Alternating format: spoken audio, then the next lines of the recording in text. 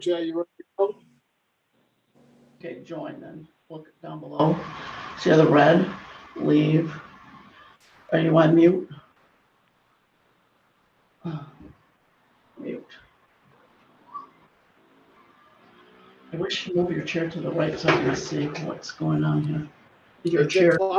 Dick? Share screen. Share to the right. Hey, Dick Kleiner? That's me. I'm trying to get in. I know you are. Can you please go on mute? Can you move your chair to the right? Okay, you ready to begin the meeting? Jay, you're all set to go, right? No. I sent that out to everybody. They have it. I appreciate that. Share. Okay, this Try about to that call. share. I'm going to call the meeting to order. Everyone, please, if you're not participating, to go on mute. This meeting of the Adams Board of Selectmen is now in session, Wednesday, May 19th, 2021. This meeting is being recorded. And I will read the information from the governor's emergency order. Pursuant to Governor Baker's March 12, 2020 order suspending certain provisions of the open meeting law, which were General Law 30A-18, and the governor's orders imposing limitations on the number of people that may gather in one place, this meeting of the Town of Adams Board of Selectmen is being conducted via remote participation. No in-person attendance of members of the public has been permitted. We're on Zoom anyways, but every effort has been made to ensure that the public can adequately access the proceedings as provided for in the order. The agenda has been posted and the Zoom information has been also posted as part of the agenda. Okay, attending remotely are members of the Board of Selectmen. We have Vice Chair Christine Hoyt, Rick Blanchard, Joe Nowak was called in on his phone, and Howard Rosenberg. Is that everybody's here, right? Okay. As we are participating remotely, please note that all votes taken during this meeting will be by a roll call vote. John, Okay. I don't see Howard on here. Okay, Howard's not there yet? Nope. Okay. So Howard has yet to call into this meeting. Okay, first on the agenda is Pledge Allegiance. Could you please, if you want to stand, that's great. If you just want to sit at your desk, wherever you are, and state the Pledge Allegiance, that's great too. I'll start us off. I pledge allegiance. Pledge allegiance to the flag of the United States of America and to the republic for which it which stands one nation, under under God, indivisible, with with liberty and justice for all. Thank you. Next is the approval of minutes from May 5th, 2021. What is the board's pleasure? Mr. Chairman, I'll go ahead and make a motion to approve, to waive the reading of the minutes and approve them as submitted for the Wednesday, May 5th, 2021 Board of Selectmen meeting. We have a motion by Christine. Do we have a second? I'll second. Second by Rick. Any discussion? Hearing none. This is a roll call vote. Christine, Yes. Rick, Yes. Joe, Yes, and myself is a yes. Has Howard joined the meeting? Okay, Yes. nice. Say yes. Howard says yes. Okay, what is your vote? For the motion that Christine just made and Rick seconded. Did you hear what that motion was? Howard, do you vote yes? No. Yes. Yes. Okay, so Howard votes All yes. right. Yes. Are you okay with, are you good with the minutes from May 5th. 5th, 2021? Yes. Okay, so that's unanimous decision. Yes. Thank you. Okay. Public comment. Is there anyone who has called in who would like to address the Board of Selectmen with anything that is not on this evening's agenda?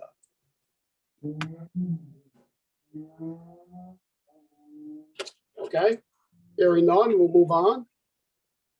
New business. Update on the Explore Adams History Interpretive Signs, a project that was led by Ray Gargan and others. Jay, I'll send this one over to you to start. Sure. Just a quick background for everybody. I think, Ray, it was probably, I'd say spring or summer of 2019, I think, when we first talked about this project. And it's evolved quite a way. It's been kind of a fun project, and I'm glad tonight that Ray and Eugene can present tonight. Adams has a tremendous history, and it's really before our eyes every day. So what we wanted to do is have Ray present tonight what this project is, what it entails, and let the board know that we're close to being ready to execute on it. But this group has done a tremendous job of design, fundraising to do it, and we're ready to go. So with that, Ray and Eugene, I'll turn it over to you guys. Christine's going to start sharing her screen. She's got the material, so you're going to see the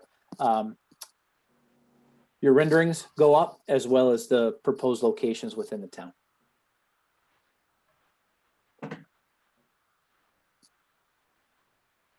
You're muted, Ray. All right, sorry. There you go. Yeah, this project actually goes back a couple more years before 2019.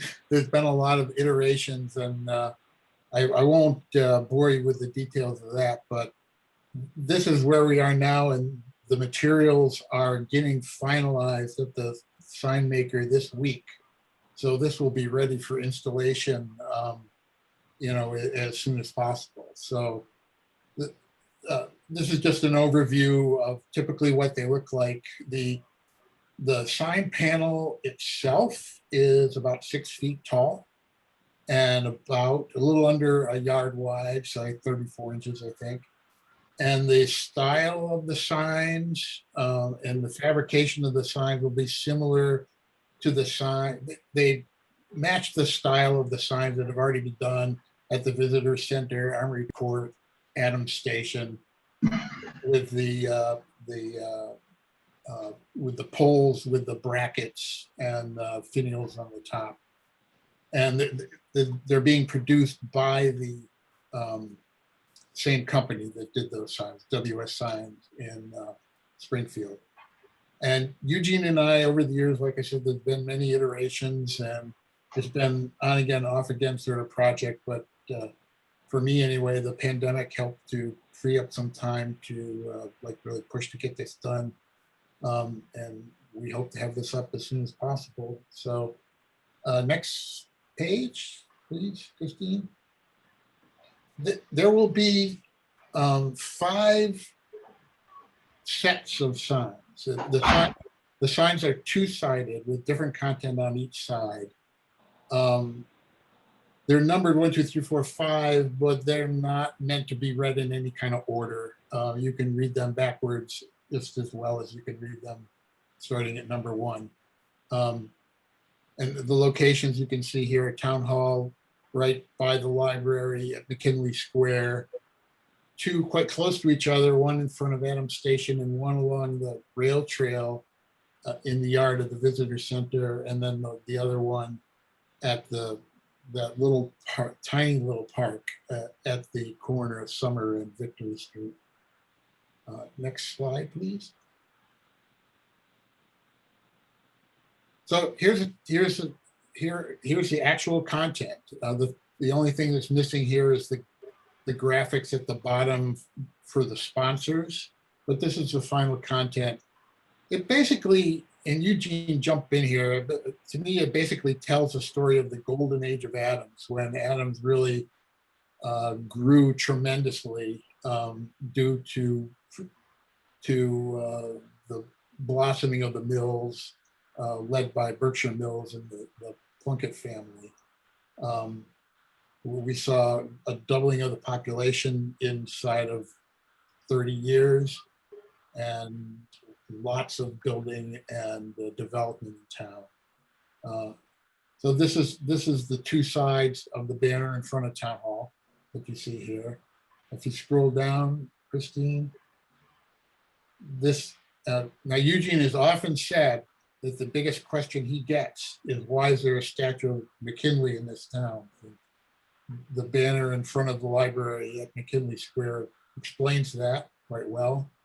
And the flip side talks about the development of the library and the GAR room, which is a very interesting spot in Adams that a lot of people don't know about. Next.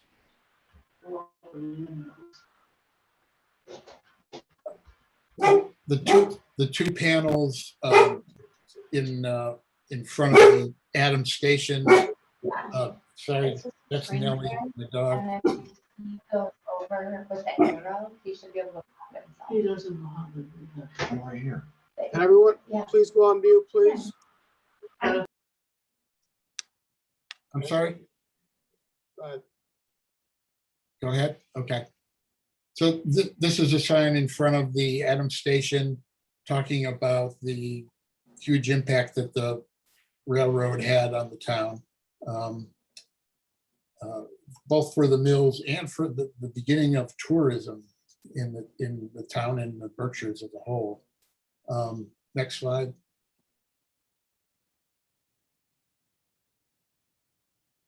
Or next, yeah, okay, sorry. Yeah, that's good, thank you. Along the Ashawilticook Trail are these two signs that talk about the mills, the Berkshire Mills itself, and of course the influx of population, many of them immigrants that came to work at the mills, and what the conditions were like at the mills. Okay, next. And then the final one is more about the immigrant population in Adams. This is appropriately on Summer Street, talking about the German, Polish, French Canadian, Jewish, Middle Eastern populations that came to town. That's basically the content. If you scroll down just a little bit, you can see we had a pretty successful sponsorship. The seed money for this project was donated by the Barrett Fund, and in addition, we raised money from these companies, many of them from Adams, but not all of them. Actually, all but two, I think, are from Adams. And that's it.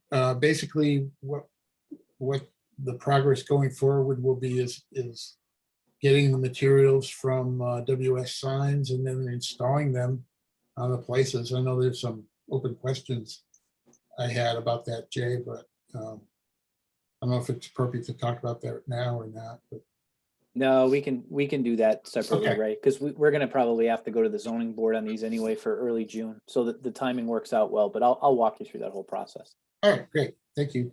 Yep. That's Thank it. you. That's the program. Any questions? Yeah, thank you. I apologize, but I need to do a point of order. Jay, can you please identify who's called? We haven't done that, right? Who's called in on the Zoom call? Yeah, I'll run you through the list. So we have, at this point, all 5 members of the board. We have Eugene, we have Ray, we have Town Council Attorney Ed St. John III. We have Admin Assistant Deb Dunlap. We have Mr. Eamon Coughlin, who's an agenda item this evening. We have Mr. Greg Fournier from My Berkshires. We have Ms. Gwen Miller, who I know is the other half to Mr. Coughlin. Northern Berkshire Community Television Feed. We have Chief Richard Kleiner, Forest Warden Emergency Management Director, Mr. Robert Tober, DPW Director, and the name on here is Mr. Nat Carnes, but that may be our own Donna Seaton. Okay, thank you, Jay. You're welcome. Gene, do you have anything to add? Me?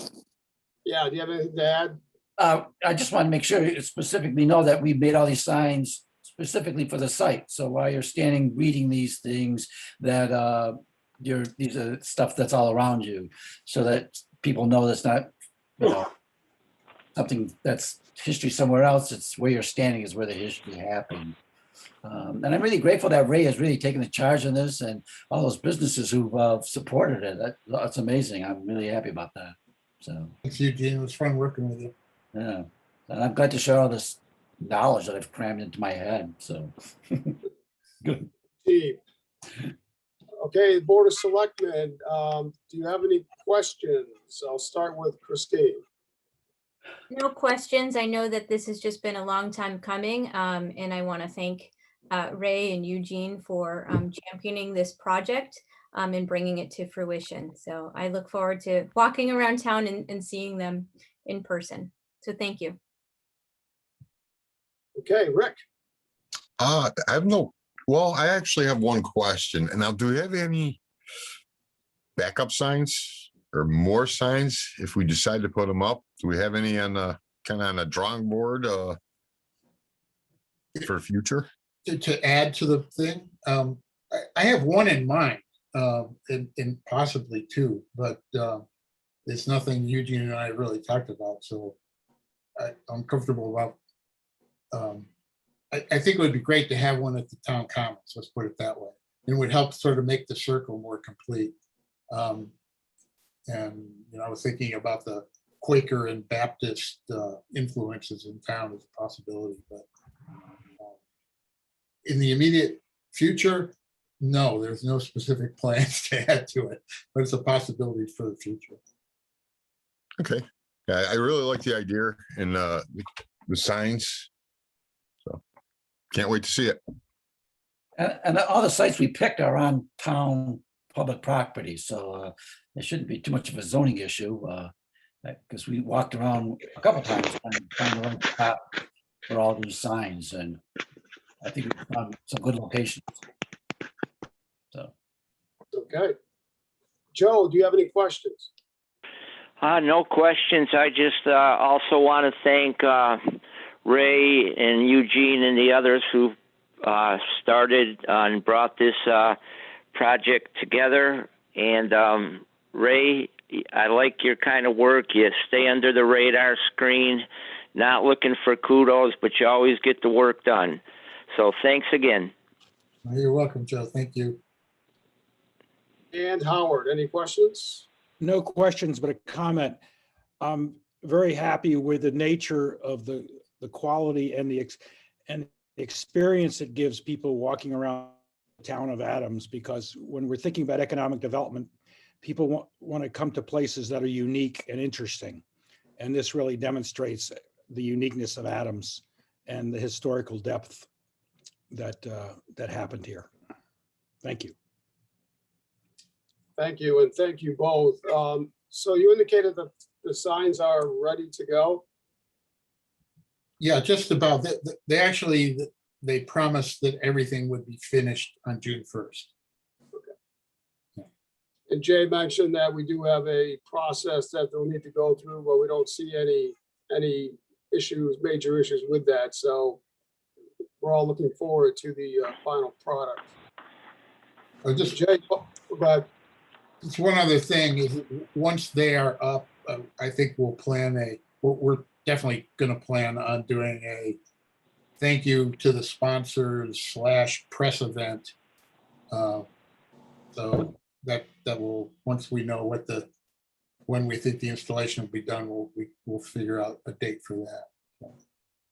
That sounds like a great idea. And don't forget to invite the Board of Selectmen. We'll Okay. support. You might have to buy tickets, but It will be worth it. Okay, thank you both. okay, thank you. Thanks, guys. John, Mr. John Moyer Senior just was added to the call. I think John's going to probably speak to Memorial Day Parade. Okay, great. Thank you, Jay. All right, back to new business. Forest Wardens Department update. We've all heard about the wildfire that's many local fire departments have been dealing with, along with the state police. And of course, our forest wardens have been fighting the fires. And we have the forest wardens chief, Dick Kleiner, with us this evening. And Dick, how things going?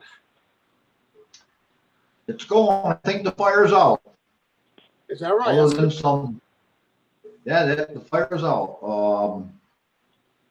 The only other issue I found out tonight, there's another brush fire in Stamford, Vermont that a lot of companies have been called out for. So it's like it's doesn't seem to stop once it starts. Unfortunately, it may be a new normal with the weather patterns and global warming. Hopefully not. But Jay, do you have anything to start us off with here? Dick? Just, I think the service that the forest wardens provide for the town goes unsung frequently. I can tell you that having been involved with the coordination and operation of our vaccine clinics that we started back in January, I can tell you that the feedback from our colleagues in other municipalities were impressed at their willingness to show up. We know what they've done for the vaccine clinics. We know what they do for us when we have public events, assistance with parking. They assisted with parking with the outdoor town meeting that we had last year, which was an uncommon experience. So they do a lot. And then once again, they were now called out. They were called out for this brush fire, but also, and Dick can go into a little bit more detail too. But you know, there was the phenomenon of the drive-by waving birthday parties that were sponsored by public safety agencies. You know, back in the spring and summer of 2020, when everyone was shuttered in, sheltering in. Those are still being offered here in Adams, and it's because of not just Adams Ambulance, not just because of APD, but it's also because those forest wardens roll out those vehicles. So we thought it was a great opportunity tonight for Dick just to give the board and the public a quick update on what they were doing. And Dick and I spoke earlier this week, John, as you know, there's some, we have another mechanical problem with one of the pieces of equipment that failed in the middle of this fighting this brush fire. So I had the chief research options on it. It's the ATV. So he's going to be looking at replacements, and then we're probably going to be coming before the board and finance committee, probably before the end of the fiscal year, asking for a reserve fund transfer to replace that critical piece of equipment. We're not prepared yet. We're still doing some research. We're close. But we thought it was good timing for Dick just to brief everybody on what's going on with the department. I should also mention, although Dick can certainly speak for himself, but you know, the forest wardens not only donate their time, but they've been donating equipment and materials to keep their headquarters and their meeting room in a great place.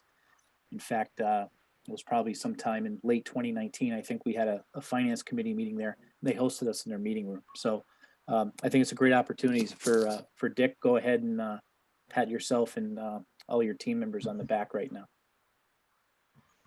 Thank you. Just a little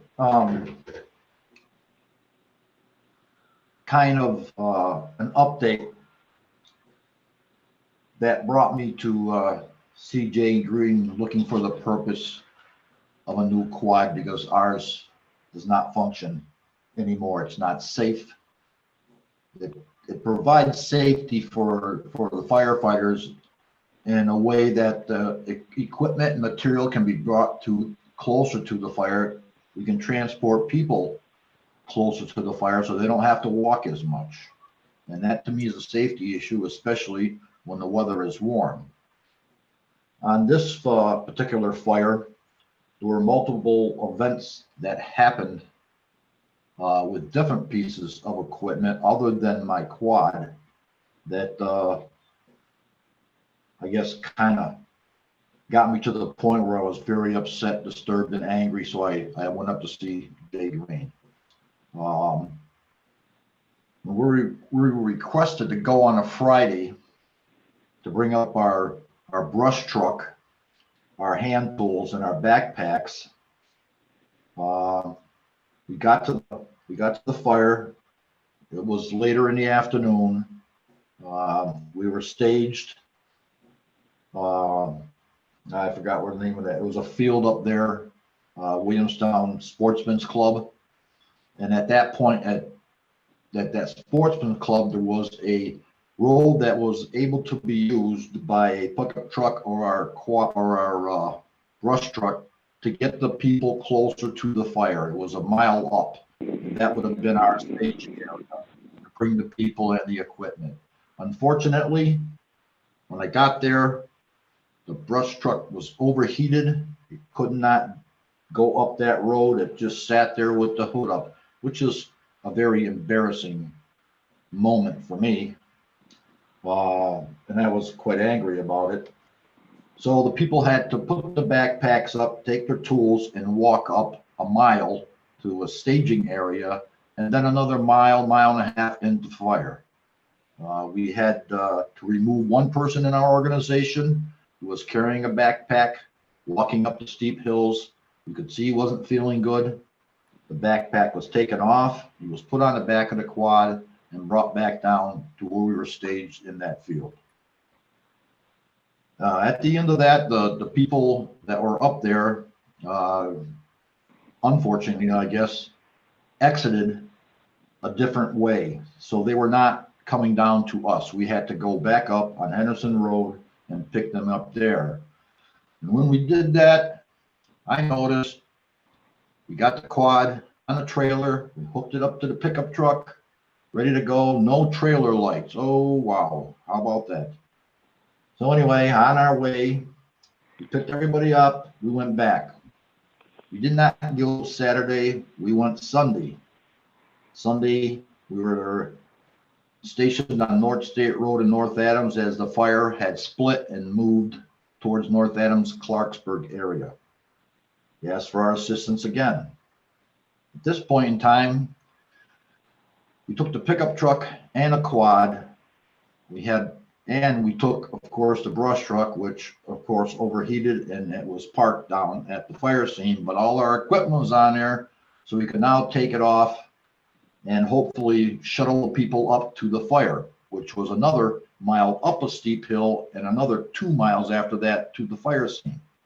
Well, the quad went up with one person on there, didn't make it, started bucking, it just shut off, wouldn't start, had multiple problems with it. The person on the back got up, walked up, person driving it, brought it down, put it on the trailer. Unfortunately, the other people had to walk up. So, another embarrassing moment. Our equipment is not functioning properly. It's not safe. It's inadequate and it's old. So Monday, they went back up there in the pickup truck alone with the hand tools, and they finished off what my team was supposed to do and exited the scene Monday afternoon. And I guess with the helicopter drops, it was determined that the fire was basically out. There might have been some smoldering areas, but at that point in time, the fire was really out, burning like 940 acres. So when I went to Jay, I asked him that, my quad is broken. I really need to replace it. It's 30 years old. It cannot be repaired anymore. They cannot get parts. I bring it down to Ronnie's. They don't even have a service manual for that vehicle anymore. And they don't want to work on that because they don't want, if anything happens, they don't want to have liability issues on their end that they might have broke something and they can't fix it. So consequently, it can't be repaired. So I asked Jay Green, I told him my situation. We all talked about it down there. He asked me if I could get him some prices. I said I would do that the following day. I went to two different places.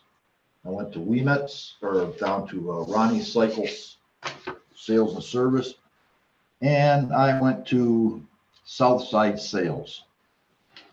Neither one of these places have that vehicle. They're on back order. If you want to get that vehicle, you have to order it. It'll be 2 months before that vehicle comes in.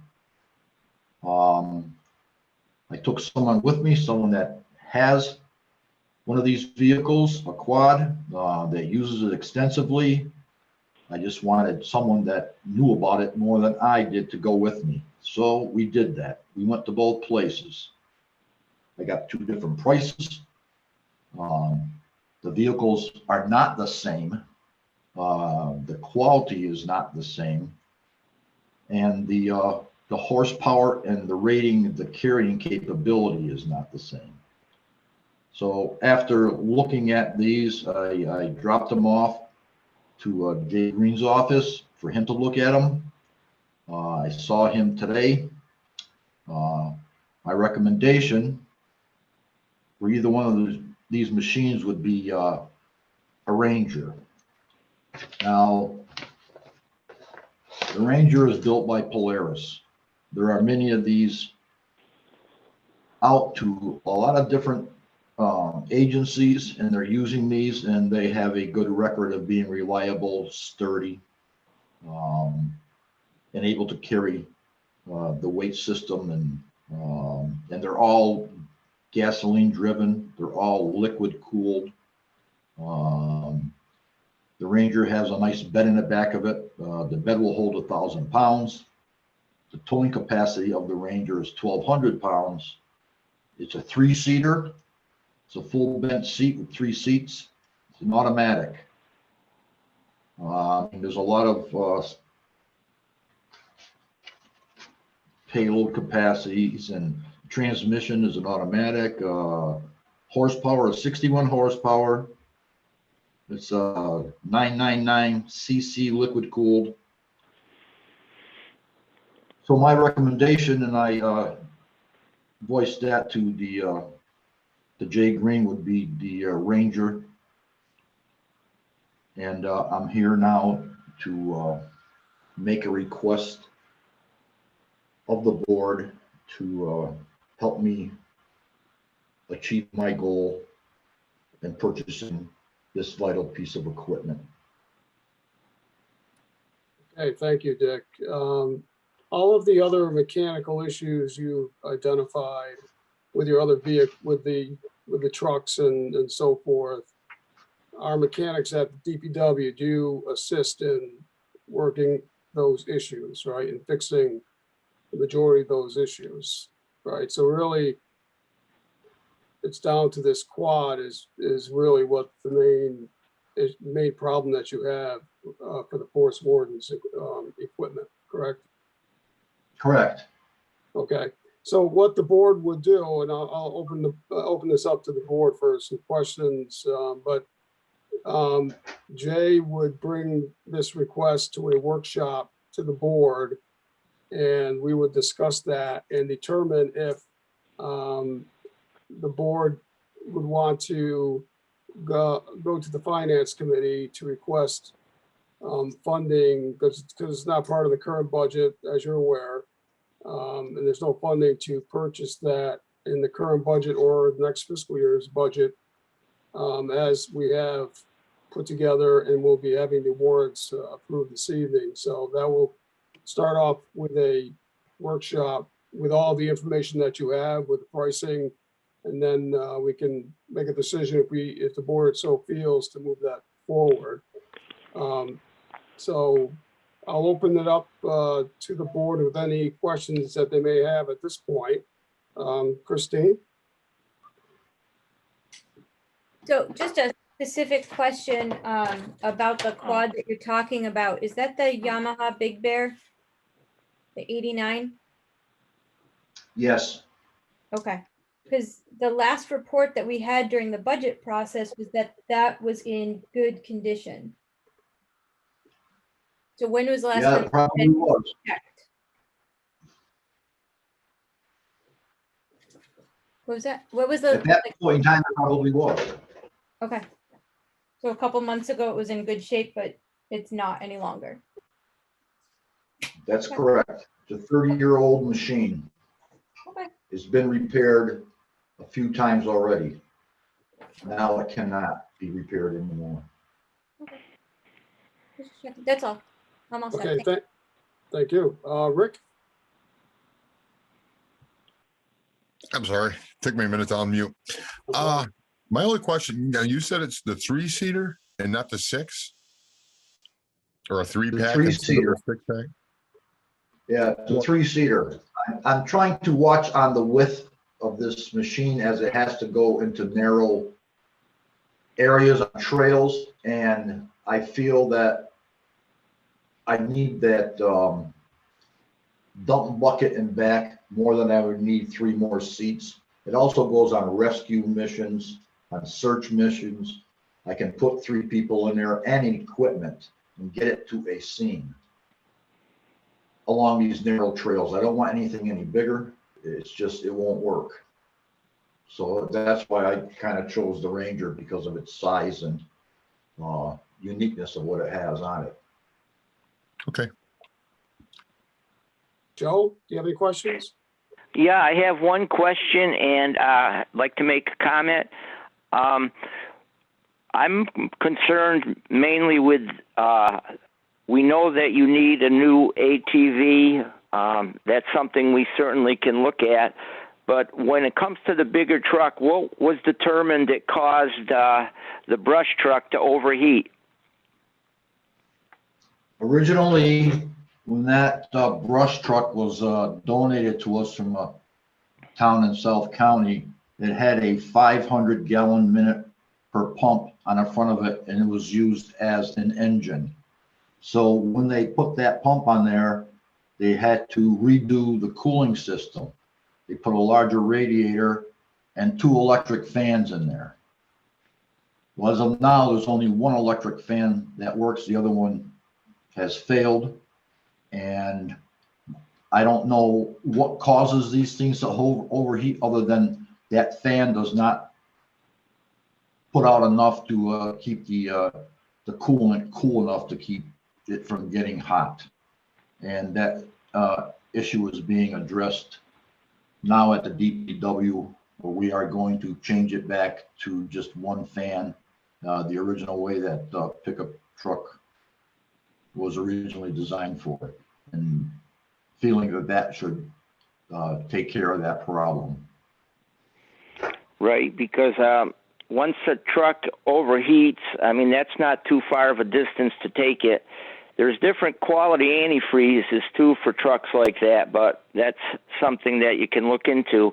And my comment is, having worked at Clarksburg State Park for some years, it's interesting to me because the area that the fire was located encompasses a lot of pitch pine and scrub oak, and naturally occurring fire like that is really, as long as it's not endangering homes, one detriment of a forest fire or a brush fire, whatever you determined you wanted to call it, is smoke. But it is really healthy for the ecosystems. And, you know, you see prescribed burns, so that will help rejuvenate and get rid of the invasive type trees and plants, and the pitch pine and the scrub oak will come back.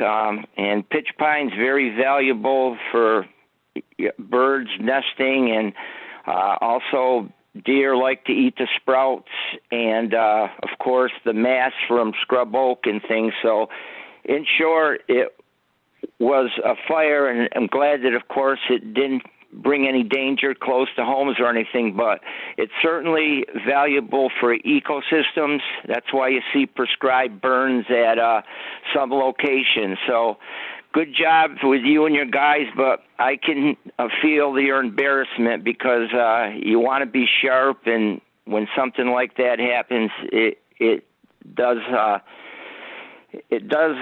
make you feel bad, I'm sure. Thank you. And Howard. Yes. John had mentioned that with climate change, you know, there may be more fires, but a more general question is, you've come to us with a request for a capital expenditure of new equipment. And that, so has the mission of the forest warden is changing now with the change, possibly more fires, but also with the Great Lock Glen coming up, there's going to be probably a lot more people hiking the trails, and may need more the rescue. And there's we may need more rescue operations. So the general question is the mission changing, and do we have the right equipment for that new mission? Well, the quad that I have now was purchased way back, and it's basically a one-seater. You can sit somebody in back of the person driving it, but it does not have the capabilities to carry equipment and other personnel safely. The mission has changed. There seems to be more and more events happening, whether they are fires. And I say thank you in this town, you haven't had a big fire. But there are search and rescue missions, search and recovery missions. The mountain's being used more. I'm sure that will add to the risk of fires or lost, injured people up there. This would provide a service that would be needed in an instance such as that. Right now, I do not have that capability. Okay. I have that capability with my brush truck. Once that's running good, I can get that in some pretty good places, but not like you can get a quad in there. If the fire is up on a mountain, you can't reach it. A quad is a piece of equipment to have to shuttle people up and down, equipment up and down. And that's why I'm making this plea for a new quad. Thank you. And Dick, I believe you mentioned earlier in the week that the quad carries equipment for your forest wardens up the hill if needed. And they were not able to use that quad. So the forest wardens had to carry that equipment up the mountain, right? Correct. You're carrying a backpack that weighs, with water, weighs around 45 pounds, 48 pounds, and hand tools. You hike a mountain, you got to hike a mountain 1 mile before you even get to a fire carrying that thing. So now by the time you get up there, you're pretty well beat, spent, especially if it's hot. With the use of a quad, all that heavy equipment can be brought up, and people can be shuttered up now 3 at a time. It makes it so much easier. It makes it so much safer. You always worry about people, heat exhaustion, twisted ankles, broken arms, cuts, bruises. I've hiked with a backpack on there, and I've hiked up Jones's Nose. And when you're hiking up there, that pack is so heavy, you're trying to pay attention to a fire, so you're not really paying attention to the ground below you, bushes, trees, low-hanging limbs. You're just going to try to do that. And that is when the accidents occur. So a person going into a situation of a fire such as this should not be drained by the time they get there. They should be able to function without being worn out and tired. And this vehicle will help to do that.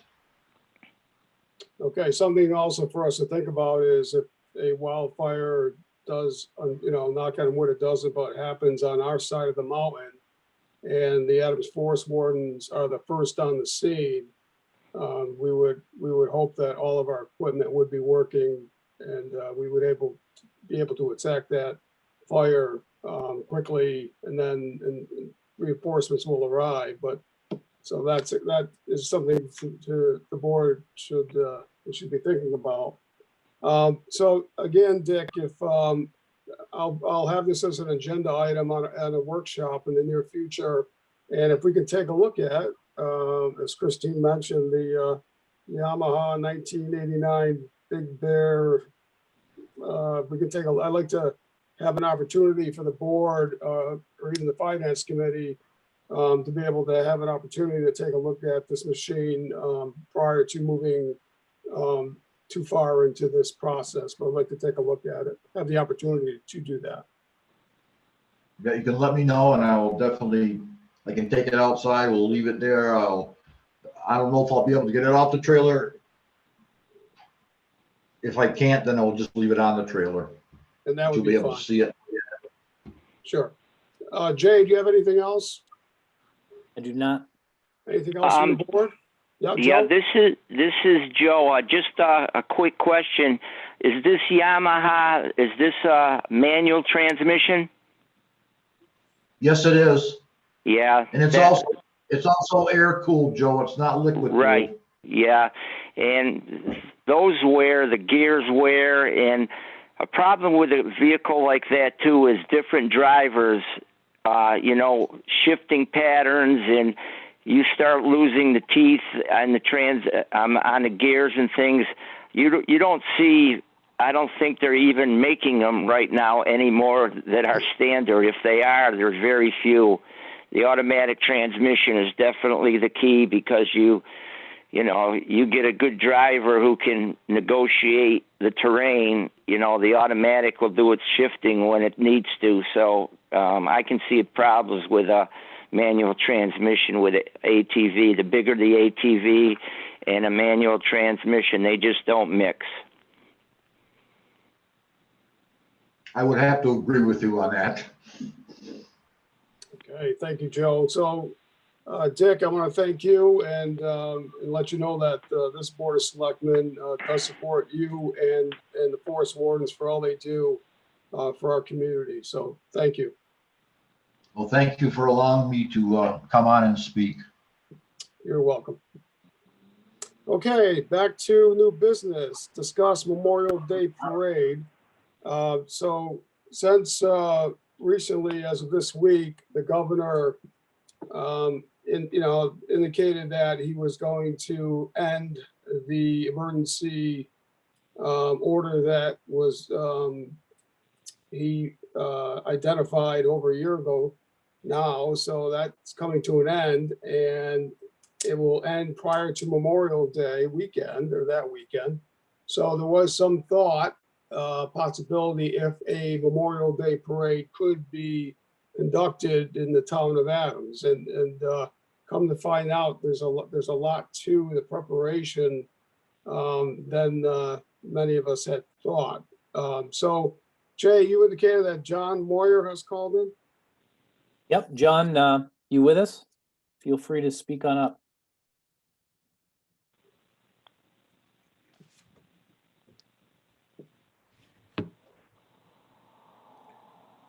John is still with us, but I don't see him unmuting. I just got the thing to unmute. Can you hear me now? Yeah, you're good, John. Go ahead. Okay. I talked to Keith. Keith asked me to call in for him. Basically, he asked if I could get him a couple of speakers, one for Flanders Field and the other one for Gettysburg Address. I contacted the high school. In the meantime, his granddaughter volunteered to do the Flanders Field. I'm waiting for somebody to identify whether or not they want to do Gettysburg Address. Talk to Paul Hutchinson because he's the one that's usually like the person that puts everything together up at the cemetery. So the idea was to possibly have the two speakers at the cemetery, an honor guard with your firing squad, and then that's about it, I guess. I don't think we're going to have any band there or any bugles or anything like that. I don't think they have enough time to put that together. Okay, so John, there isn't enough time to have a actual Memorial Day parade this year. We didn't have one last year, and this one just not enough time to put together. But we appreciate that the Legion is going to work to have a ceremony at the cemetery on Memorial Day. I assume it's on Memorial Day, Monday morning, the usual time probably. Well, you'll let us know, I'm sure, and we can get the word out for you. So the Legion is working to have a ceremony just at the cemetery, correct? That is correct. I'm sure either be Keith or Paul Hutchinson will get back to you and let you know exactly the time. I think right now it's planned for 9 o'clock on Monday, the 31st. Okay, Monday, the 31st. Great. Any questions from the board? Christine? Nope, no questions. Just thank you for calling in and giving us an update. Okay, Rick? I have no questions. Joe? No questions. Howard? No questions. Okay, John, thank you for calling in. Thanks. Catch you later, guys. Take care. Thanks, John. Yep. Next on the agenda under new business is the ratification of DPW seasonal laborer Dylan Lemieux. I have received, the board has received a letter from Jay Green, who's also received a prior letter from Robert Tober. And I'll just read the letter, and Jay, you can take it from there. This letter is to advise the Board of Selectmen that subject to the board's ratification, as provided in section 10 of the town charter, Dylan Lemieux has been appointed as seasonal laborer for the Department of Public Works. Mr. Lemieux replaces a seasonal laborer that decided not to return after he was ratified. He will be working to supplement the DPW for parks, grounds, and cemetery needs, and subject to hiring requirements, will begin immediately at the rate of $13.50 per hour. Jay. Nothing further. This is a routine appointment. We've narrowed down our seasonal labor staff with DPW Parks Division to 5. This will round this up to 5. And I know that everyone's anxious to get the 5th on duty. Okay, thank you. Do we have a motion from the board? Make a motion to ratify the appointment of DPW laborer Dylan Lemieux to begin immediately at the rate of $13.50 per hour. We have a motion by Christine. Do we have a second? I'll second. Second by Rick. Any further discussion? Yes, this is Joe speaking. I asked this about all hires. Is Dylan from Adams? Yes. Okay, because I really feel that any job that can be taken on by a community member, they should be given preference. So I'm glad to hear that he's from Adams. Okay, thank you, Joe. Anything else from the board? Hearing none, this will be a roll call vote. Christine, Yes. Rick, Yes. Joe, Yes? and Howard. Yes. Okay, that's unanimous decision. Next, we have ratification of Community Development Director. And I'm very excited about this hire. Jay, I'm going to hand it right over to you. Thank you, John. So as everybody does know, former Community Development Director Donna Season would eventually like to formally retire. We've been very lucky that during the search for a Community Development Director, Donna has remained on, essentially doing special duty for us, Special Projects Coordinator. We had gone through a first round of hiring for Community Development Director. In the midst of one of our many COVID surges back in the November, December range, we had a candidate. That candidate backed out. We went out for a second pool. Eamon Coughlin was in that pool. We interviewed him, and we were able to secure Mr. Coughlin's commitment to the town of Adams. So you'll have correspondence in your packet this evening where I discuss a little bit about Eamon. I can tell you that he comes to us highly recommended from his current employer, as well as other people in the community that have worked with him in his capacities. He has the right mix of skill set, education, experience that both Don and I in particular feel that we need here in the town of Adams. He's presently employed by the Berkshire Regional Planning Commission. Sorry, Tom, Laura, Cleet, the rest of the gang at BRPC who I work with, we're stealing another one, sorry. But Eamon's presently a transportation planner there. But his interest, as he'll tell you, I don't want to speak for him, go far beyond that. And really his interest in his skill set and what he wants to do next in his career, I think matches up very well with what we need here in the town of Adams. So with that, John, why don't you read the letter, or we can turn it over to Eamon and he can introduce himself to everybody, whatever your pleasure may be. Okay, thank you, Jay. I'll read the letter, then we'll have Eamon introduce himself. This is a letter from Town Administrator Jay Green to the chairman and to the Board of Selectmen. Dear Chairman Duval, I am pleased to announce that subject to the board's ratification as provided for in section 10 of the town charter, we have hired Mr. Eamon Coughlin as our next community development director. As you know, Donna's shoes are big ones to fill. This was a challenging position to recruit and find the right combination of education, skills, and experience. The community development director is a critical member of town staff, and the person who holds that position can make a significant impact on our community. Eamon comes to us from the Berkshire Regional Planning Commission, which again lost for me too, Jay, where he has, but it's a gain for me too, for the town, where he has been a transportation planner. However, his education, experience, skills, and interests are more diverse than just transportation and align well with the need in Adams for municipal planning and development. Eamon holds an undergraduate degree in environmental science from the University of Vermont and a master's in landscape architecture from Cornell University. Upon ratification and the passing of all hiring requirements, Mr. Coughlin is expected to start on or about July 6th at the grade of 14, step 8, annual salary rate of $80,058. Amen. Welcome to the town of Adams. Would you like to introduce yourself, please? Much.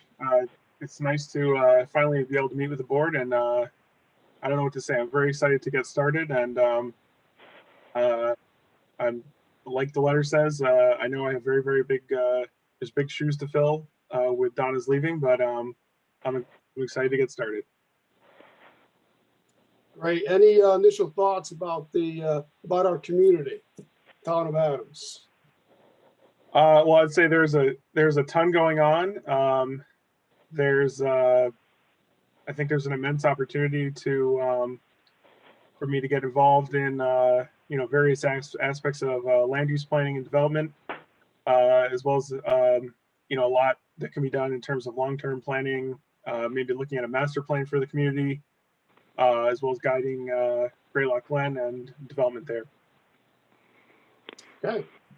I'm going to open it up to the Board of Selectmen for questions or comments. Christine? Welcome to Eamon. I know that I think I've made this comment before, but it does look like your background is the Greylock Glen, so you seem to be fitting right in with all of us. But happy to have you as part of the team when we officially ratify you. Thank you. Rick? I have no questions at this time. Okay. Joe? Hi, sorry I can't see you because I'm calling it on the phone, but congratulations. I'm looking forward to working with you.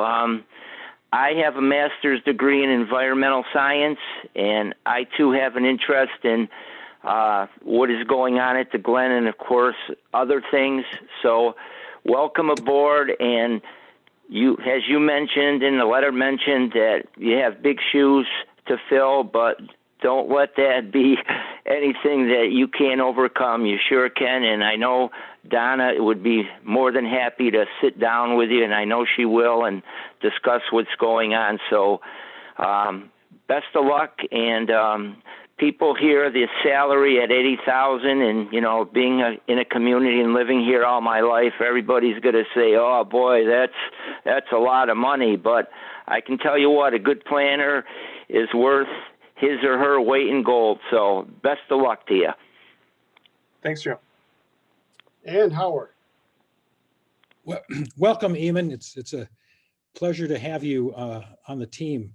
And as the letter says, it's a critical position for the future of our town. So we look forward to working with you. As do I. Thanks. Okay. Okay, Eamon, looking forward to early July, where we can all start to get down to work, continuing Donna's great accomplishments and efforts, and she still hopefully will hang around a bit longer for us. So, Jay, any last comments, Jay? I think Donna will probably call him tomorrow and start sending him materials to get up to speed with. And you need a vote, John. was gonna Okay, say- thank you. Before we do that, I'd like to make a motion, if that's okay, to, Of course. to ratify the appointment of the Community Development Director as Eamon Coughlin to begin on or about July 6th at the grade 14, step 8, annual salary of $80,058. Okay, we have a motion by Christine. Do we have a second? I'll second. Second by Rick. Any further discussion? Hearing none, this is a roll call vote. Christine, Yes. Rick, Yes. Joe, Yes. Howard, Yes. and John, yes. Unanimous decision. Welcome.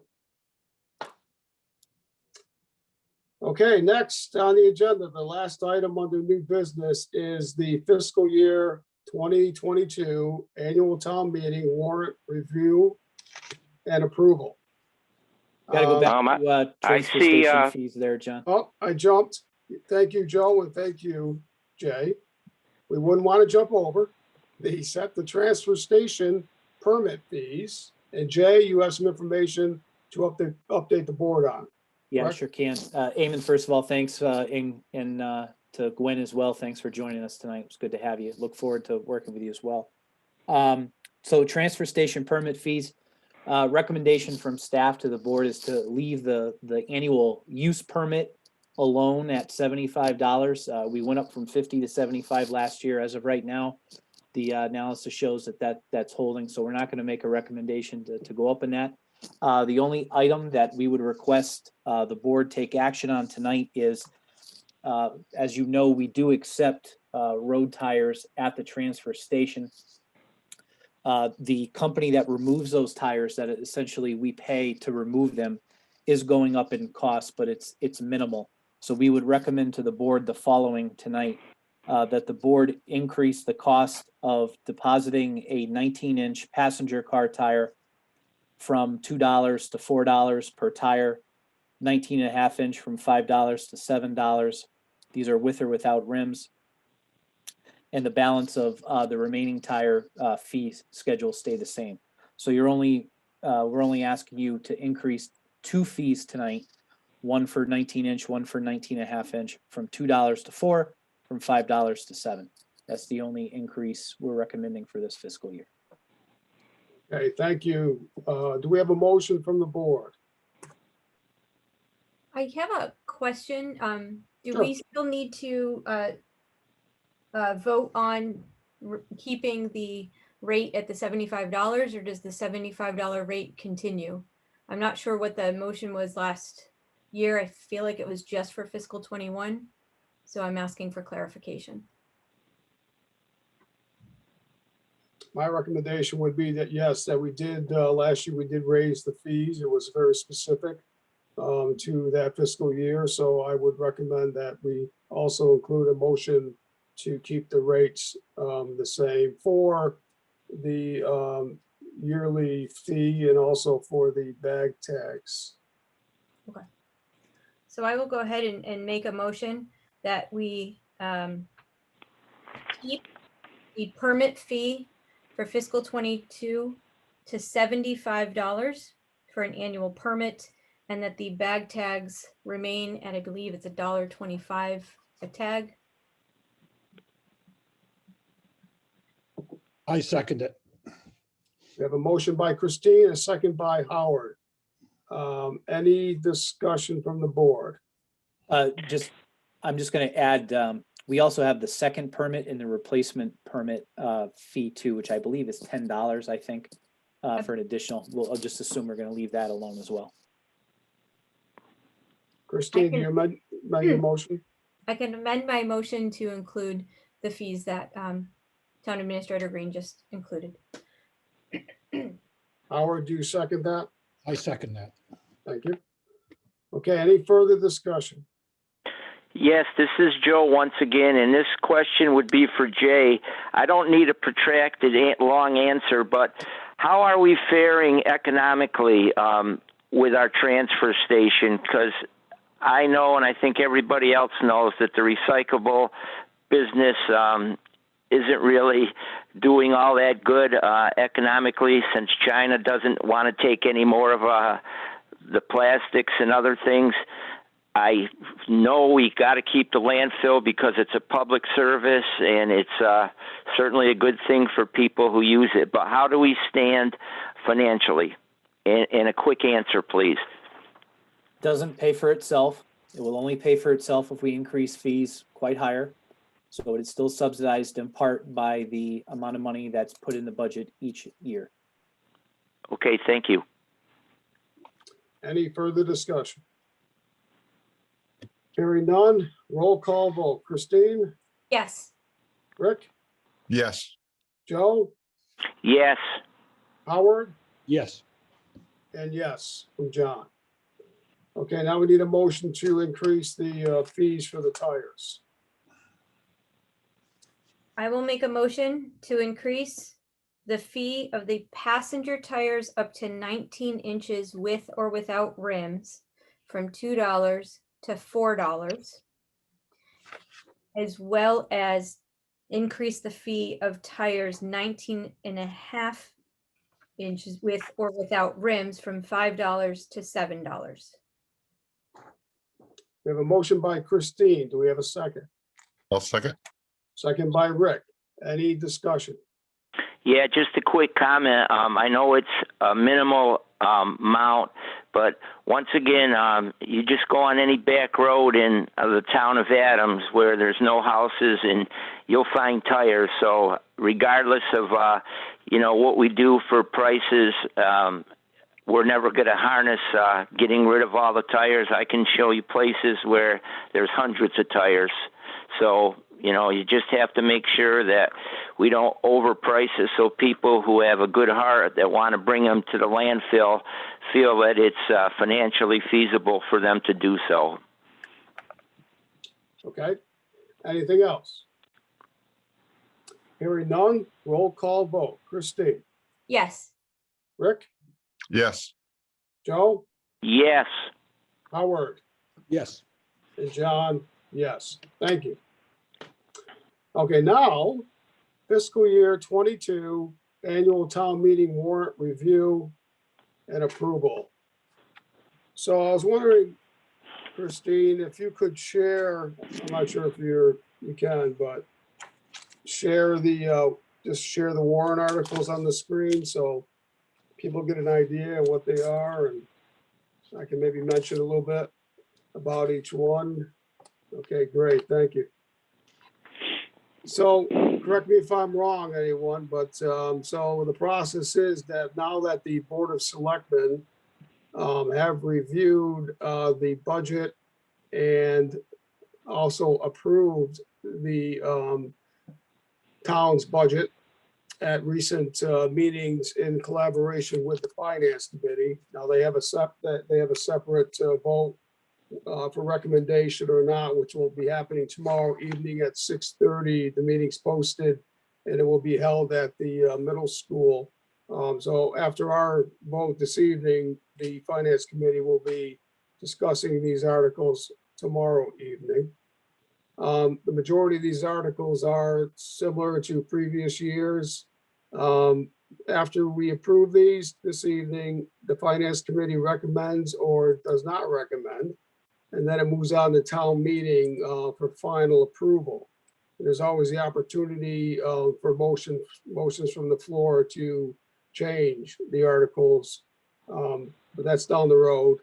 And also, I'm hoping this year, as we've done in the past, which Christine and Jay have done, and even prior to that, Tony, in a lot more detail, but have some educational meetings prior to town meeting for precinct members or whoever else wants to have a better understanding of town government, that you could have a few public meetings, which I'll be glad to present and work with you, Jay, to educate anyone who would like to attend and find out more about these town meeting articles after the Finance Committee, of course. They do their due diligence tomorrow evening. So for the board this evening, you all have these, you all have the warrant articles for this year. What I'll do after we go through these is very briefly I'll just go through each article, and if anyone wants to hold an article, has a question, we'll hold that article for discussion after we approve all the remaining articles that we are good with. Okay, so the first 4 articles are the annual articles. The first 3, very general type issues that we have every year. Article 4 is the stipends that are paid to the elected officials that the 1984 charter or the agreement had indicated. These are much lower than normal. These are reduced. So thank you. I know it's difficult for some. The Board of Assessors are the 3 elected positions that we have. The assessor, the treasurer collector, and the town clerk, that identifies their actual salary for the year. Okay, we will move on to the next set of articles. Okay, now we have the operating omnibus article, which is the personnel services and the operating expenses that the Board of Selectmen has approved. So that just goes into a lot of detail where all the financial breakdown from our budget cycles. So we can move on from there. That's just all the real numbers.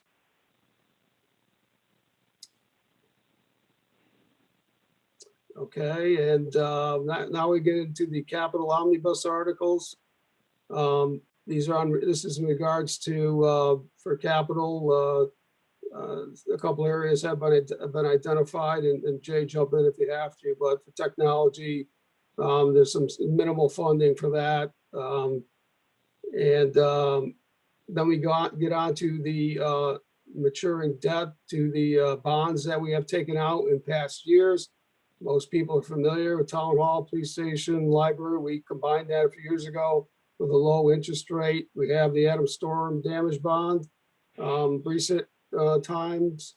And we have the wastewater treatment plant, which we discussed at workshops in recent memory here, but that's going to be, that's the one that was taking out, the bond that was approved many, many years ago. It's starting to wind down, but I believe there's 3 years left on the last time that the wastewater treatment plants had upgrades made to it. Jay, what year was that wastewater treatment plant built? 1968. 1968. So we've had a couple upgrades since then. This is an upgrade. I believe there's about 3 years or so left to pay on this. And then we have interest on maturing debt. So you have the principal you're paying as you would with any loan, and then you have your interest on your maturing debt, which is identified next. And then Article 7, capital infrastructure equipment from free cash. This was all discussed with the Finance Committee and the Board of Selectmen over the last couple of months. And you can see the list of areas that we're going to be investing some capital money. And also, keep going. Then we get into the school articles, Article 8, Article 9. These are all school district related, either the Adams or the Hoosick Valley Regional or the McCann Vocational School. Which again, the board met with school officials, with the Finance Committee. We had discussions on those areas. These Article 10 through 13 is the transferring of special funds. As you can see, for an example, on Article 10, the board has again this year identified $250,000 of free cash to be used to lower the tax rate. There's also increase in the stabilization fund, which is a good thing. So this is a transfer of funds at the end of the fiscal year. Then the beginning with Article 14, the annual authorization articles. And it gets into the community block grants, which we work with every year. We have been up to now, every year, every other year, getting funds for that grant. These next articles apply, let's see, the Board of Selectmen to apply for and receive funds from the United States Department of Agriculture. Some very high level type. And Article 17 to see if the town will vote to authorize the town treasurer to be able to borrow, short-term borrow, which is very rare. Authorize funding spending limits on our revolving accounts. So we do have several revolving accounts now. All communities have those now. We, as we do. So there are the expenditure limits identified. Article 19 is the compensation plan that's broken down into the salary administration plan annual rate table, and also the hourly rate table. So this is something that goes up usually around 2% a year, which the majority of the employees of our community have received 2% increases. That's there every year. It just goes up. Usually cost of living pretty much plus negotiated through contracts. The bylaw amendments, Article 20, in regards to marijuana, which I have to abstain from. Then you get into, well, I believe that's the John Burke site, I believe, bylaw for that, but not just for that, there's more to it. So I'm sure these will all be posted for anyone to read, and all town meeting members will receive these after the finance committee has reviewed them tomorrow. Article 21, miscellaneous articles, Huzik Valley Regional School District. We have a few areas here where we have to take care of some issues from the past. If people remember that we had a budget issue with the district in Cheshire. We did pay the first payment this current fiscal year, and we'll get pay the second payment next fiscal year, so that will be done. There's a previous court judgment that is a one-time payment of $86,391. Since that's a legal type issue as far as we'll go there. Getting into special articles, 23, Economic Development Fund. We're hoping this year with COVID restrictions coming to an end and restaurants beginning again to open up, with the selling of meals and with the alcohol taxes that we have, the town of Adams does receive funds on all sales of those. So that will definitely help our community, and there's a breakdown of the funding. Article 24, this has to do with a solar array that is called the Adams Grove Street Solar. John Duquette owns that property, and we will be receiving funds for that on a yearly basis. That was discussed by the board several months ago. It's definitely a win for our community, so we'll get into more detail on that as we get closer to town meeting. Article 25.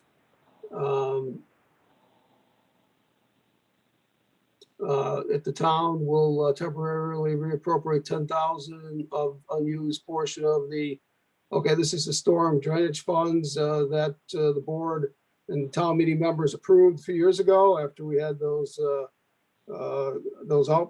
cloud bursts of rain over Adams, it seemed, it appeared, and we did go out to borrow. We did fix many areas that needed it. The board did take action, and we did fix many problem areas in the community to prepare in case it ever happened again. So money well invested, but there's additional funds still left. So this is to use these unused funds towards some of these other issues that we have. 26, to see if the town will vote to borrow or transfer some money. This is for the Adams Water Treatment Plant. Now, we've had as recently as last week in a workshop, we did review that the Adams wastewater treatment plant again is in need of repair. It's going to be in need of a repair as much as we're going to have to go out for a bond.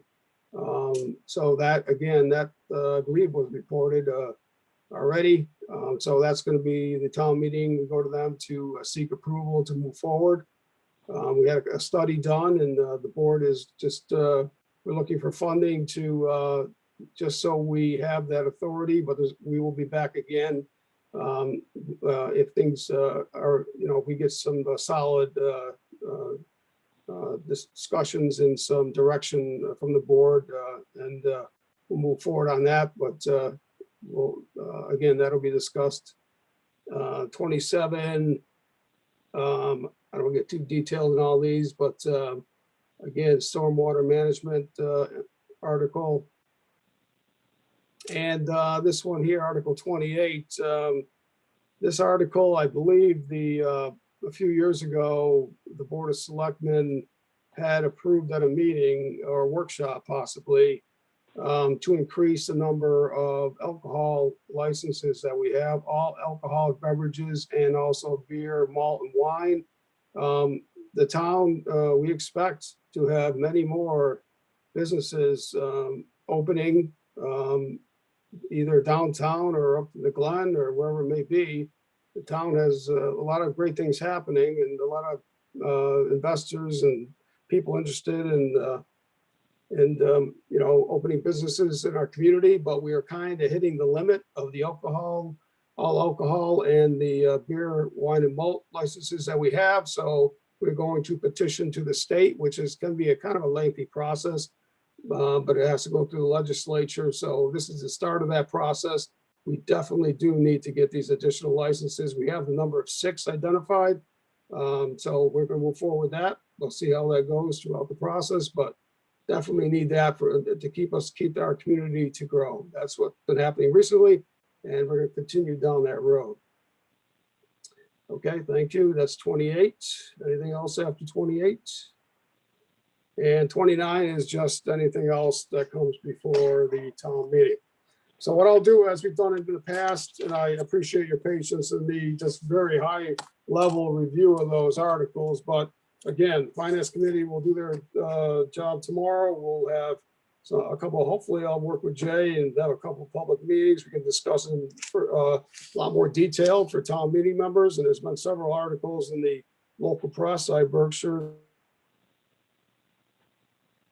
for moving down the path to town meeting, which again, we'll talk about that set up at a future meeting. But so what I'm going to do is I'm just going to read the articles. If anyone from the board who wants to hold any articles for a question or for the discussion, we shall do so. Okay. John, this is Robert Tober. Could I ask a question? If you could go back to the operating budget for DPW?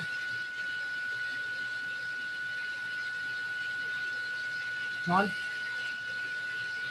Hello?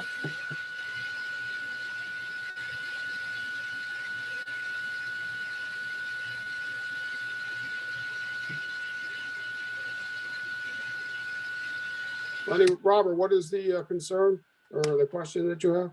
I didn't see the operating budget for the DPW operations, and I wanted an opportunity to be heard regarding the position of DPW director.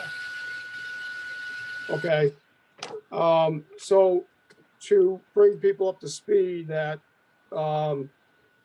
with this year's budget, the Board of Selectmen during the budget subcommittee's review with the town administrator, we've identified that we needed to identify some reductions in regards to the budget.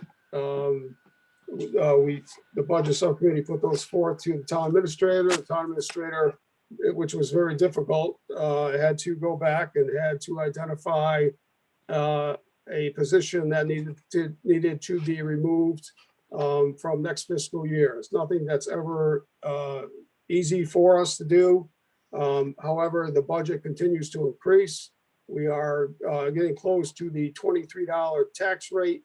$25 tax rate is as far as you can go without state coming in and assisting the community, which is something none of us want. So the budget subcommittee, being financial prudent, indicated that the budget that we reviewed initially, we could not move forward. We needed it to be reduced, and the working with the town administrator and his team, it was decided that the Department of Public Works, I want to make sure I get your position, the director, DPW director, was a position that was identified that would be reduced from the Board of Selectmen's budget.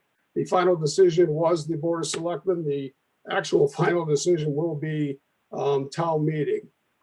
So this has been discussed. This has been approved, Robert, by the Board of Selectmen. Moving forward to town meeting, which is going to happen in June. I'll allow you to, if you would like to ask some questions or have a few statements, I'll allow that, but go ahead, not too, it's already been decided, so go ahead if you got a few words you'd like to add. Yes, I just have a short statement here, and I apologize for the background. That's my computer. If it sounds a little bit like a jet, that's my fan. But anyway, Okay. I just wanted to read the statement.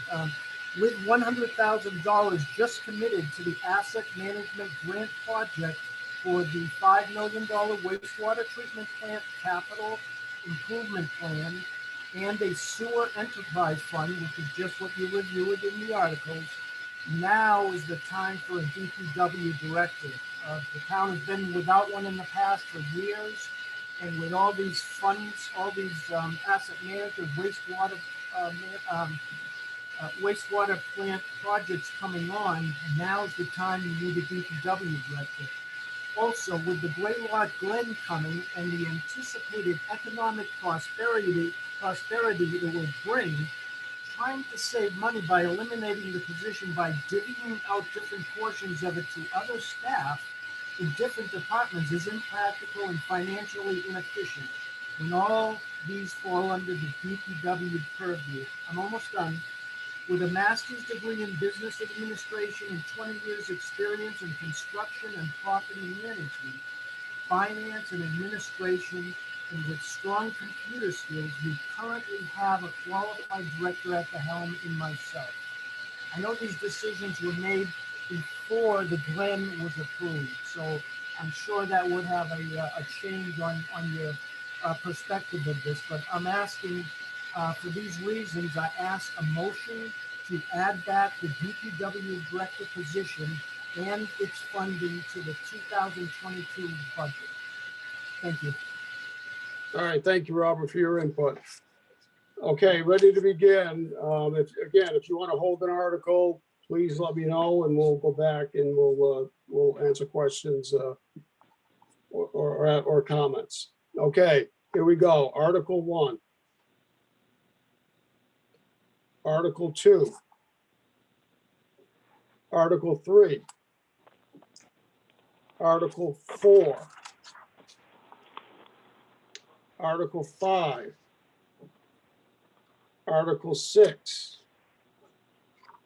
Article 7. Article 8. Article 9. Article 10. Article 11. Article 12. Article 13. Article 14. Article 15. Article 16. Article 17. Article 18. Article 19. Article 20. Article 21. Article 22. Article 23. Article 24. Article 25. Article 26.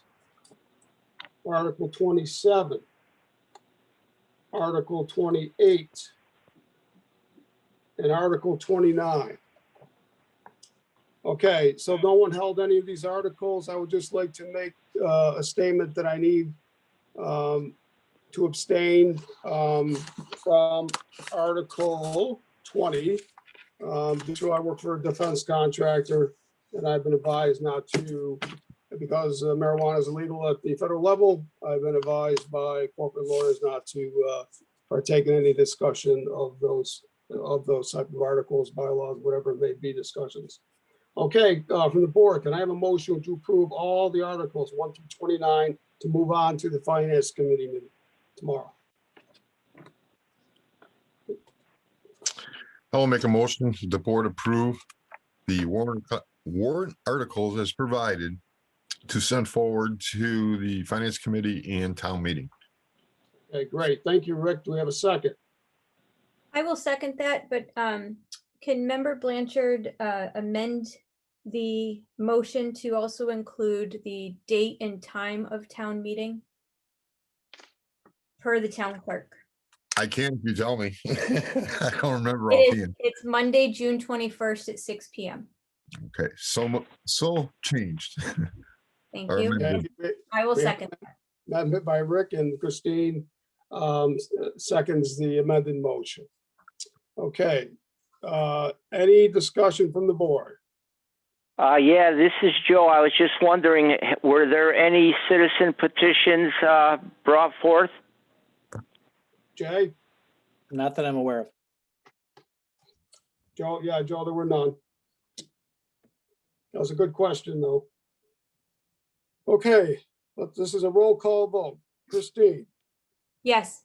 Rick, Yes, Joe, I'm voting yes, and I just want people to know that these were very well discussed during our time, so it's not that we're rushing through them. They've been discussed heavily, so I'm voting yes. thank you, Joe. Howard, I'm going to abstain. I haven't really had the longevity on the group to really understand some of the finer discussions that went into these. sure, that's understood. And yes, from John, so it's 4 in favor. Howard abstains. He was not elected to the board as we went through the majority of the budget, which eventually became the warrant articles. Okay, that's it for new business. Next, we have department reports. Jay, Just quickly, I think everybody saw probably the media reports about the COVID-19 battle. I can tell everybody that we're starting to wind down our Northern Berkshire Clinic. I think the month of May will be the last opportunity for anyone to obtain a first dose vaccination at the North Adams Clinic or any of the other regional clinics in the county.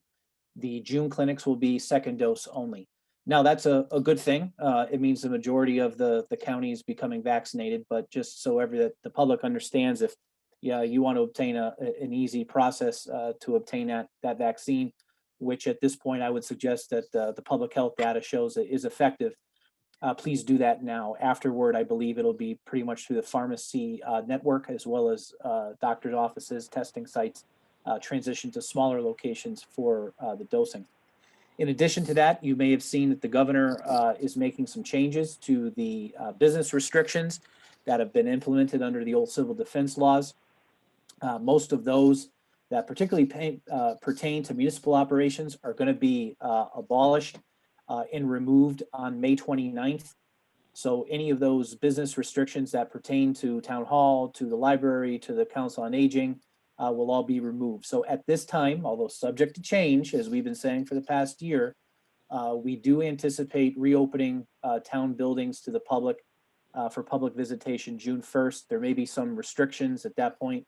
Board of Health may recommend some restrictions. They are at this time in some brief email traffic today that we had, probably recommending to wear facial coverings for the public visitation, mostly based on the fact that our numbers in Adams are still elevated. I believe the latest information I have is we're in the yellow with, I think, about 16 open cases. That can drop, week to week or increase from week to week. So that's what I would anticipate this time, but more to come on that. Erica is opening up some programming over at the Council on Aging. So slowly but surely, we're reopening town services and get back to some semblance of normality. And I can tell you there'll be some guidance at some point for our boards and commissions to again meet in person and allow some public participation. We'll continue to try to do that safely, smartly. And we're going to have to just take our time. Ed, you and I will probably have to dig into the open meeting law implications June 15th when the emergency order is rescinded, what the open meeting law is going to look like going forward to make sure we're in compliance. So we still have some work to do, some information to get out there. But at this point, I think it's safe to say relatively soon, we'll be opening public buildings back up. That's all I have for my section tonight. Thank you, Jay. Any questions from the board? I just have a couple of items. One, as the declaration of the state of emergency, as Jay mentioned, is going to be running out. The governor is going to rescind that in June. Just a reminder that the chairman will need to rescind our state of emergency for the municipality. And I would just suggest that that be done in coordination with the Northern Berkshire communities as it was done at the start of everything. So we declared that at the same time so that it was all in unison. And I would ask that that be done, that it's rescinded in a coordinated effort as well. And then I would just make the comment to anybody who's on the call or anybody who is watching at home that yes, the mask mandate might be lifted, but there are going to be businesses that are going to still require you to wear your mask when you are in their business. I ask that you just be patient and kind and you comply with any of the rules that are set in any of the businesses, organizations that you might be going into. So regardless of what might be happening, they might have a reason that they are requiring masks. And just please honor that if you can. Thanks. Okay, great. Very good. Rick, any questions for Jay? No. Jay, I'm sorry, Joe. Yes, just a comment. Working at a particular school, I'm not going to mention it. Today was the first day that the kids could take their masks off, and they were really happy about it. And I just thought to myself, what a way for these young children to begin their life in the throes of a pandemic. But let me say that these children were so good at wearing their masks and taking care of one another. It brought warmth to my heart. So I think we're getting there, and the more people that haven't been vaccinated, they get vaccinated, the better, the quicker we'll get there, and the better results. Great, thank you. Howard, any questions for Jay? No questions. Okay, thanks. Next is Attorney St. John for your report. Thank you. Since my last report on May 5th, I spoke with staff, the housing court, and the property owner concerning a pending matter. This resulted in the agreed upon filing of a petition in the housing court for enforcement of the state sanitary code. I reviewed revisions of the proposed purchase and sale agreement of the 26 Commercial Street property with the attorney for the seller as well as staff. I reviewed a proposed warrant article for a home rule petition to increase the town's quota of liquor licenses by 6. I also reviewed the entire town meeting warrant. I reviewed and responded to a question from the Board of Health concerning an evidence issue at a public hearing. I prepared for a hearing concerning a judicial review case in Superior Court. I examined a proposal to have town meeting accept a private way and advise staff as to the process our bylaws require before it is presented to town meeting. I reviewed and commented upon a Public Records Act request. And I also wanted to update you that I have continued to contact the land court with regard to our tax foreclosure matter with MJD. Actually spoke with someone who indicated he'd get back to me by the middle of last week, and I'm still waiting for that phone call back. So that's it. Okay, thank you, Ed, for keep working that one. So Jay, with the acceptance of the road or any road which requires town meeting approval, that would most likely mean we would need another town meeting probably in the fall. Well, it all depends on when the developer is going to be ready to do that. They're moving ahead. There's some legal requirements, as Ed indicated. We know that we have some other work to do. So yes, we would try to coordinate everything for another special town meeting. So it wouldn't be in June. So, No, they're not ready to proceed. thank you. Okay, any questions for Attorney St. John? Christine, None, thank you. Rick, I do not. Joe, No questions. Howard? I do not have questions. Okay, thank you. Next is subcommittee and liaison reports. So we did have a election. We did have the changing of the board. So at the next workshop, we'll be discussing subcommittees and liaisons. So, however, here we are. So Christine, any subcommittee and liaison reports? No, just that I attended the planning board meeting on Monday to hear the discussion regarding the changes to the marijuana bylaw. But I think everybody saw their vote, so. Okay, thank you. Rick, I have nothing. Joe, Yes, I had 2 meetings, both with the Mohawk Trail Woodlands Partnership.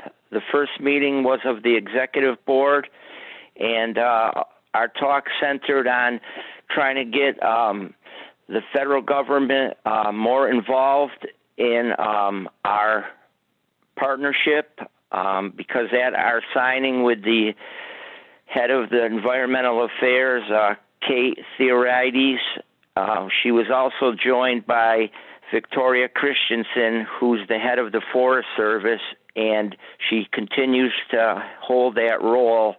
So we're working to get a better feel with the federal government. We're working to try to get the head of the Forest Service to our annual meeting in June, and so that we can rehash the agreement that was made. And I also had a subcommittee meeting for the education, research, and outreach. And our main goal as our administrators is we have an administrative aid through the New England Forest Foundation. And as our group, our subcommittee, we want and we will receive a website. There has been money put aside for a website for the Mohawk Trail Woodlands Partnership, and we want to make it a special one. So that's basically what most of our discussion was at that meeting, and that's all I have. okay, very good, thank you. And Howard, No, nothing from me. okay, understood. We do have executive session at the end of this meeting. However, announcements in good of the order. Right, that's the process, right? Announcements in good of the order. We'll go around the room, around the Zoom, I should say. Christine? Nothing of note. I just have a question. We did post 2 weeks ago the available appointments for the Parks Commission as well as Board of Health. Did we receive any applications that we need to be acting on? Because today would be the 2-week date. Jay, Deb, did we get any inputs? Yes, they're still coming in. They'll all be compiled and sent to the board for review. Great, thank you. Okay. Rick, I have nothing. Joe, Yes, if you would allow me just a little bit of time, I'd appreciate it. This has to do with the announcement of the Greylock Glen coming to fruition. I was a little beside myself that I didn't know that you could join the meeting in person. I went back and I looked at everything and I saw one little thing that said Zoom in capitals, and next to it, it said in person. So I just felt that I was slighted. There's no person in this town that has put more time and energy into that Greylock Glen project than myself. I'm not boasting about it. I was one of the early people to go against the grandiose scheme of having condominiums up there when I was in the employ of the Department of Environmental Management, and would go to meetings when the commissioner was there and say that I was speaking as a private citizen and that I was against the project because it didn't fit the demeanor and the beauty at the base of the mountain. And soon I was asked to come down to the regional headquarters, and when I arrived, there was a lawyer from the state of Massachusetts saying that I was in conflict of interest, that I couldn't no longer make any comments on the Greylock Glen. I am well respected, not as much now as when I was younger in the environmental community. I know a lot of the key players, and that was the stumbling block for the Greylock Glen project over the years, is the environmentalists had a great role in stopping it, and rightly so, because of the plans that were put forth. And I just felt really slighted about not being given a call and letting me know that the meeting was going to be opened for an individual to show up, because I had no clue about that. Not one iota. No one said anything to me about it. And I want to thank Representative John Barrett. I know all of us, and myself included, had some doubts about how he was working the process, and come to find out, and I always thought this of John Barrett, is that when he gets something in his craw, he continues to push at it nonstop, and I think that helped quite a bit, because he certainly knows the governor. He knows Charlie Baker very well. And as Lieutenant Governor Politis said, and John Barrett, we've only just begun with this project now. We have to be stewards of that property to show that we're deserving of having it. And there's a lot of things that need to be ironed out. Traffic flow. We have narrow roads going up to the Glen property. I'm not going to go into, but I have a lot of thoughts and concerns about how you get there, and just a lot of logistical problems. So I'm going to just stop there. And the last thing I'll say too, I felt, and it happened again today, John, you call me Joseph Nowak. I've served with you for 9 years, and you call me Nowak. That's like me calling you Duval. And that kind of hurtful. 9 years, and you're calling me Joseph Nowak. And that, I don't know. That just bothers me. I mean, it seems like after me at 9 years, you wouldn't call me by the way my name is said, Novak, not Nowak. And I want to make sure you're finished, Joe. Yeah, I am finished. That is it. I am finished. Other than to say that I was very disappointed, because I put a lot of my energy over the years into that Greylock Glen, and I think we got what we wanted, because we have a scenario that fits the parcel of land, but we've got to be careful and show that we're great stewards of that land, because we're going to have to get people up there. We should start thinking about hiring a crew from DPW to watch over the premises. I know we've talked about it. It never came to a final resolve, but I'm done right now. So thank you. And thank you for giving me that period of time. It's something that's bothered me. Sure, Joe, no problem. In regards to the latest thing you indicated, I'm going back in my notes. If I misinterpreted your name, it was unintentional, Joe. I have no reason to mispronounce your name, and if I did, I apologize for that. Well, no apology needed, John. It's just that we served for 9 years, and I've never called you Duval, which phonetically it sounds like that's how you would say your name. Is that a correct assumption?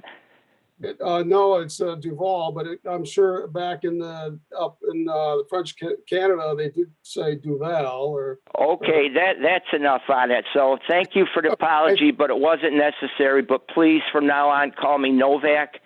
I certainly will, and I'm gonna make it capital letters on my notes, and again, Okay, thank you. that I won't- appreciate it, John. Thank you. Yep. In regards to the meeting last week, again, there's never any intention, Joe, to slight you from attending a meeting. I've been caught on this before. The agenda, I believe, did have in person. I don't have it in front of me, and Jay did send an email out indicating that, as I read it, it was in person meeting. So Well, let me just cut in there. I kept all those emails, okay, and there was nothing there, but there was one. It was Zoom meeting, and then there was a little print after in person, and I found that after. But I just thought that perhaps a call would have been quite easy. I talked to Jay that morning, and he said, "Oh, I got good news." And I said, "Yes, I think I know what you're going to tell me." He never said anything that it was in person.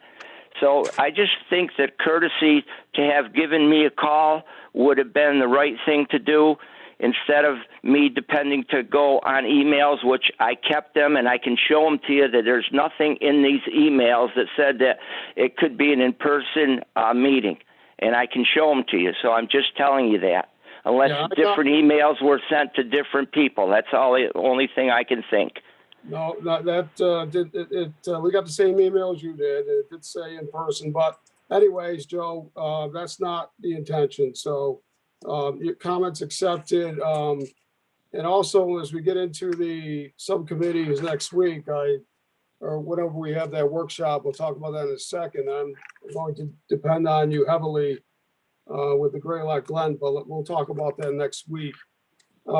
Jay, for a workshop next Wednesday, is that an opportunity? We've got, I want to do the liaisons and subcommittees, right? And I'm not sure if it's too soon for the Forest Board's request, but maybe if there's something else. I don't know if that's a good night for everyone a week from this evening. Jay, what do you think? Is that good for you? Yeah, that's fine. Works for me. Okay. All right. So we'll have a work. So everybody just plan on a workshop next Wednesday. Now, so everybody is on the same page. That will be in person, right? The plan will be in person. And this will be the last regular scheduled meeting using Zoom for the board members. Beginning in June, the regular scheduled Board of Selectmen's meetings will be held at Town Hall on Park Street with the board members present at the meeting. And again, depending on, where we are with the COVID numbers. And again, like Joe has indicated and others have mentioned, please get vaccinated if you haven't. But so going forward, next week's workshop and the first meeting in June and going forward, as of today, those meetings will be in person for the board members. We still have to, Jay needs to continue to look into, with this emergency order being rescinded, are there any other stipulations we need to continue to go by? And there's a few, but with people calling in, the board members from Zoom, we're gonna stop that. But the public calling in on Zoom is something that still needs to be worked out by the state legislature and the governor and lieutenant governor. So we'll have to wait to hear on that if we're going to continue to have that. As you know, it's the open meeting law. They made they have Zoom and allowed people to call in, but now they have to change the law, update the law to continue to do that, or is that something we don't have to do? I don't know. Jay and myself will look into that more. So that's all we have for this evening. Okay, now we have the executive session. We have two items we are going to executive session for, number 6 and number 3. I request that a board member please read both executive session to make a motion, and we will, and to state that after we come out of executive session, the only action by the board will be to adjourn. So someone please make the motions. I'll make a motion the board enter executive session for purposes number 6 to consider the purchase, exchange, lease, or value of real property if the chair declares that an open meeting may have a detrimental effect on the negotiating position of the public body. And for reason number 3, to discuss strategy with respect to the collective bargaining or litigation if an open meeting may have a detrimental effect on the bargaining or litigating position of the public body, and the chair so declares, and we will come out only to adjourn. Okay, and for the first motion, that has to do with 26 commercial, and the second has to do with negotiations with the DPW union. Do we have a second? I will second. Sorry. Thank you. This is a roll call vote. Christine, Yes. Rick, Yes. Joe, Yes. Howard. Yes. Okay, so we're going into executive session. We need to have everyone leave the phone call who will not be participating in that executive session first.